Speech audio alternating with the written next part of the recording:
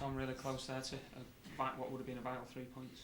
Yeah, I think in my opinion, over the 90 minutes, I thought we deserved the win. The lads showed a hunger, an aggression, all the traits that you want in a team that's fighting to get out of trouble. And we scored a great goal by Murph, and I thought we could have hung on in the end, but sort of didn't get the rub of the green, and that tends to happen when you're in the position that we are. I suppose when you are at the bottom of the league, when you do go ahead, you're maybe not as comfortable as you would be normally. No, I still thought that we dropped maybe a little bit deep at times, but they were getting it on from the side for us to stay up, and I thought we were doing that.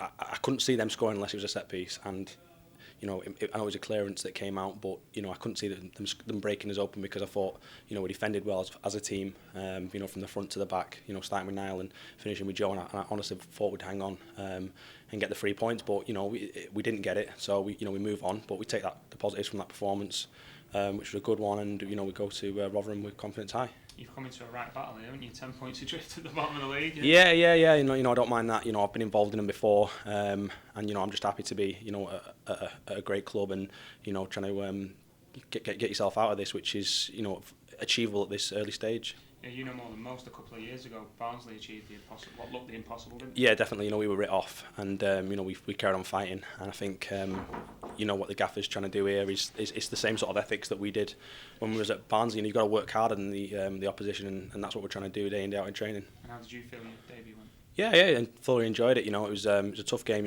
They're a team high on confidence, and they pass it around well. I thought we defended well as a team, and we had to create a few chances for ourselves. And a Bury lad playing against Bolton, did that mean anything more? Not really, not too much. But obviously it is a massive sort of local derby. But I'm sort of on the outskirts of Bury and close to Bolton as well, so I have a few friends on each side. So I'm sure they'd have been watching out for the result. And in terms of your time at Bury, you've dropped down there. You've played in 3 divisions already this season. It's been a topsy-turvy sort of few months, really. Obviously, starting at Barnsley, going to Rochdale, and then going to Bury only for 2.5 weeks. And it was just a case of the gaffer rang the gaffer at Bury and said, would he be available? And Dave, to be fair to him, said, it's a championship opportunity. If you want to go, I don't mind you going.